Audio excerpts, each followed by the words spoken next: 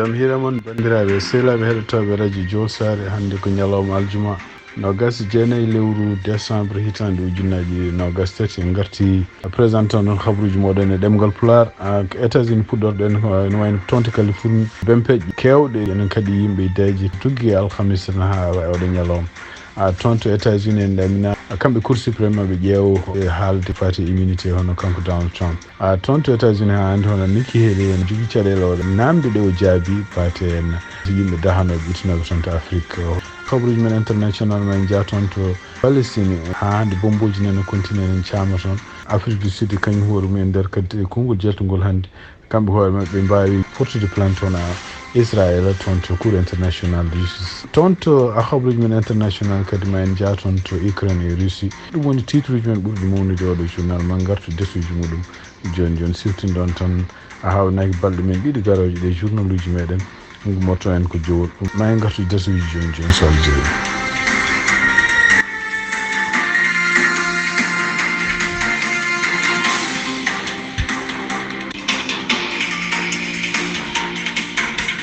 bandiraɓe sehlaɓe heɗotoɓe radio jowol sare jaam hiire moon no mbiɗen ni toon to Californie ko ƴiwol e mawɗe mbaɗi ɗeɗo balɗe ɓenni ɗum noon ƴiwol ɗe kay mbaɗi hono bempeƴe mawɗe gom ummotoɗe toon de gueeci ngabbi e nder wuuro bempeƴe ɗe ko mbiya toweki muɗum ma won hakkene ɓuuri métre uji jeegom ɗum noon ene wayni ko yimɓe gañima hen woniɓe kadi oɗo saha joni wayno bempeƴe ɗe nayi ɗum e nder maayo haalaka taw no foti noon gañiɓe kono noon ko wawi wonde fof ene wayno ko bempeƴe toweki mum wiya kene ɓuura métre uji jeegom toweki ɗum noon ko hunde hulɓinide wayno ko ɗum noon ɗeɗo ƴiwon noon puɗɗi ko gila hanki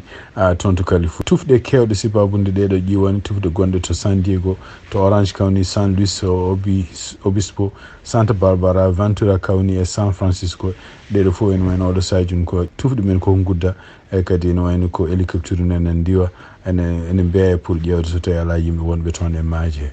toon to États-Unis hande kanko Nikki Haley oɗo dumon fof mo ɗaminna wonde ko kanko jogori heptude hawnaki hono place DeSantis ɗum noon ko gouverneur mo Florida kono noon e nder namdal ngal namda toon hanki to New York holko woni sababu guerre civil bannoɗo e Amérique ɗum noon koye kitale 1960 ha 1965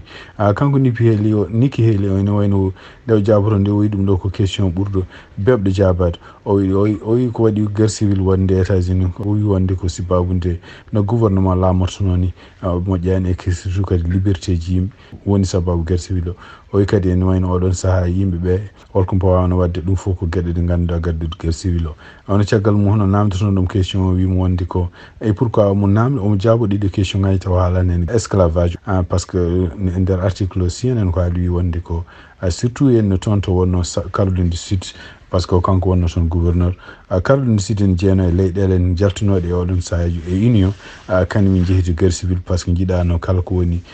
esclavage ummo toon to banggue worgo ɗum noon en wayno on fonno jabade ɗum noon ɗiɗon haalluji noon en wayno oɗo sahaji no gaddinimo feloɓe mo ɗum noon ko banggue républicain ji banggue démocrate ne foof ko wawi wonde fof ene wayno ko kanko Nikki Haley kadi nder jabol ndel namdal ngol o namdano wiya wonde so tawi Donald Trump ko gañima wimo wonde kene wawi waɗamo vice président kam e jabol makko ene wayno ko holli o wi wonde ko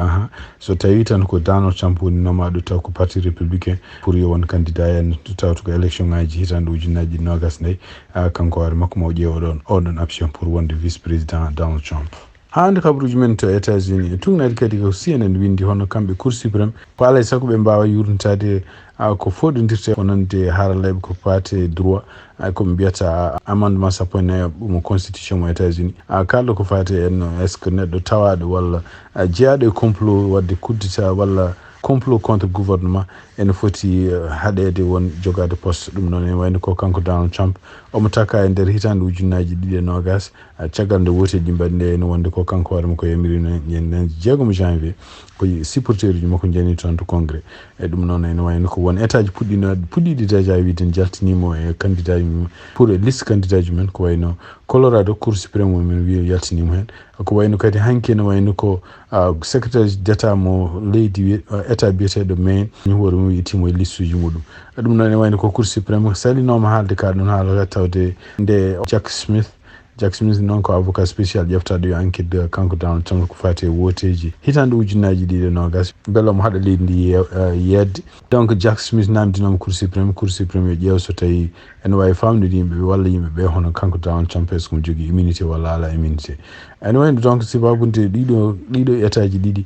puɗɗima déjà wiide Donald Trump ala liste uji men e tawde kadi cour d'appel nan jogori haalde ko fati Donald Trump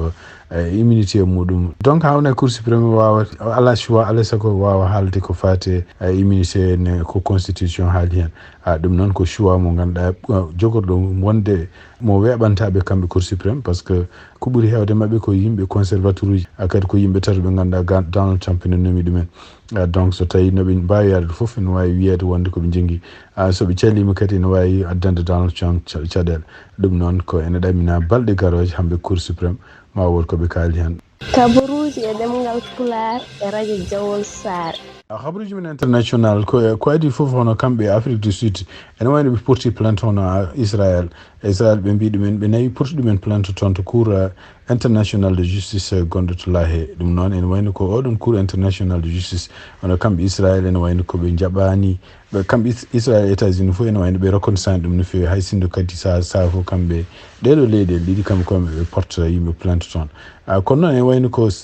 tugnadi kadi ko haala hono kamɓe Afrique du Sud ɓe mbawi kadi wiide hono cour international gonɗo toon to Nations Unies kañum hoore mum yo ƴeewa ko fate hen oɗo koɓe taki Israël ko wiyete génocide ɗum noon génocide no ɓe mbiri ni wonde ko Israël bombardement ji waɗata toon ɗi bombardement ji visde wonde elminde won leñol won kono caggal mum ene wayno kamɓe Israël e nder kadi konngol gumingol toon to Jérusalem ɓe mbi wonde ko kamɓe Israël ɓe ne wayno ɓe rejetti Afrique Sud ko takiɓe ko pour génocide ko Afrique Sud noon e nder complainte mo waɗi toon to cour international justice wi wonde ko bombardement ji baɗeteɗi oɗo saha joni toon to Gaza walla ko holno kamɓe Israël noɓe tampinir Palestine naɓe ni walla ko way noon e ɗum ɗon siftirtaɓe ko kamɓe Afrique du Sud e nder duuɓi ko adi Nelson Mandela laamade holno kamɓe Afrique Sud ɓe tampirno e juuɗe ko wiyeteɓe apartheid Israël ko noon no yimɓe ɓe kewano wonnoɓe Afrique Sud no tampinirno ɓaleɓe ɓurɓe hewde toon ni ene wayno ko oɗo saha joni ko Israël ko noon tampiniri Palestine naɓe hande habruji toon to Palestine joɗaniɗo Nations Unies gonɗo toon ene wayno ko holliti wi wonde ko Israël ene woni yani kadi wallimo bombardement ji kadi e nder nokku mo ganduɗa ko Nations Unies taw ko nokku mo ganduɗa yimɓe ka garata toon ko sornade walla kadi balle garata ko toon e ɗum noon o wi ɗum ɗo kadi ko hunde no ganduɗa ko violation donc ene wayno ko agence Palestine naɓe goto taw ko réfugié kañum hoore mum wi wonde Israël kañum hoore bombardi ɗumen e surtout kadi bombi on autoji bannoɗi balle panoɗi toon to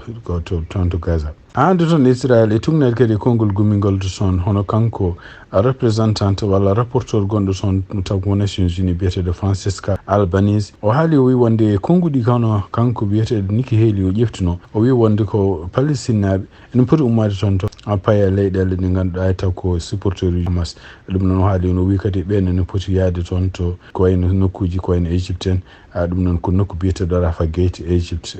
o wi kadi Égypte no foti nanggude kanko biyeteɗo noon Francesca Albanese o wi ɗiɗo haalluji ko haalluji nodduɗi ko wiyete leñamako surtout wonde ko kanko Nikki Haley haalluji ɗo haala ɗi ɗum woni ko américain e Israël ko anjeɓe leydi leñol Palestine walla leñol arabeɓe wiide ɓe déplace ɗum o wi kono noon ene wayno Nikki Haley ene foti siftorde walla ande déplace de yimɓe ɗum ko hunde waɗande interdit par ko wiyete convention international loi ɗum ɗo kadi considéra ko crime contre humanité kala mo ganduɗa guittiraɗo noon e nokku muɗum baɗaɗo violation comme crime contre l'humanité ɗum noon wayno ko kanko Albanese o jaabino ko kanko Nikki Haley konnguɗi ɗi o haalno dow jottiniɗe télévision biyeteɗo ABC habaruji men cakitorɗen ko toon to Russie tugnade kadi e ko ummi to radio France international wayno ko kamɓe Ukraine naɓe ɓe mbawi bombude wuuro Belgrade tugui ñalawma hande tugui jamma aljuma hande ha fay subaka samedi toon ene wayno ko ɓe mbawi wirlade toon bomboji wiyama neɗɗo goto maayi hen ɗum woni ko habaruji gumri to radio France international Belgrade noon ene woni Belgrade noon woni ko 60 kilométre banque rewo leydi wiyetendi Kharkiv ɗum noon ko tungnade kadi e habaruji gummiɗo ton radio France international ha nde ɗiɗon habaruji kadi ɓe mbi wonde ko kamɓe risinaɓe e kamɓene ɓe mbawi bombordude guure kewɗe ɓe mbawi kadi warde ken wona 30 neɗɗo ha nde tungnade habaruji gummiɗo toon yiyama kadi ken wona 160 neɗɗo donc ɗiɗon bombardement russe jeni koye guure biyeteɗe Kiev Odessa Dnipropetrovsk Kharkiv ene wonde Lviv ɗeɗo guure fof ene wayno ko bombardement ji mabɓe kamɓe rusinaɓe jeni son wari ken wona 30 neɗɗo gañi ken wona 160 neɗɗo hono kanko président Zelensky noon o haali o wi wonde ko ɗum ɗo ene wayno ko rusinaɓe kala ubbi moɓe joguino toon ɓe mbawi hutorade ɗum pour yande ɗeɗo guure ɗum noon ene wayno ko ɓe bonni kuɓeje ɓe bonni kadi hay hôpital uji ɗum no fof tungnade kadi kanko président Zelensky ko haali bandiraɓe sehilaɓe heɗotoɓe radio Jowol Sare ko ɗi habaruji min jogon noon hannde e ɗemgal Pulaar siftinde on tan hannde ko aljuma 29 lewru décembre hitande ujunnaji 2023 ɗum noon ma en gartu janggo kadi e habaruji mon ɗemgal Pulaar hawnaki habaruji men ɗemgal Pulaar janggo ummortono en ko Jowol toon équipe men won membre uji équipe men ko toon goni ɗum noon ma en gartu kadi ko wawi wonde foof e habaruji mon e ɗemgal Pulaar yen mbaalo jaam on jarama ha janggo